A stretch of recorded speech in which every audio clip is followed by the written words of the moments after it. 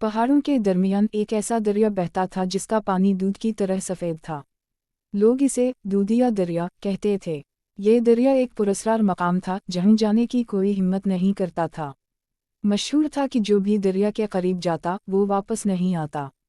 شہزادی سارا ایک بہادر اور ذہین لڑکی جو پراسرار کہانیوں کی شوقین تھی اس دریا کے بارے میں سن کر بے حد متجسس ہوئی۔ محل کے بزرگوں نے اسے خبردار کیا کہ دریا کی حقیقت جاننے والے کبھی واپس نہیں آتے، مگر سارا کے دل میں سچائی کی جستجو بھڑک اٹھی۔ ایک رات چاندنی میں نہایا دریا اپنی مکمل دلکشی کے ساتھ بہہ رہا تھا۔ سارا نے ہمت باندھی اور سفر پر نکل پڑی۔ سارا جیسے ہی دریا کے کنارے پہنچی اسے ایک دھیمی مدھم آواز سنائی دی جیسے کوئی پکار رہا ہو۔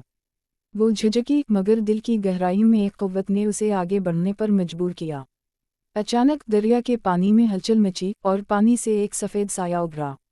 دریا کی ملکہ اور راز یہ ایک حسین پری تھی جس کی چمکدار آنکھوں میں ایک راز چھپا تھا۔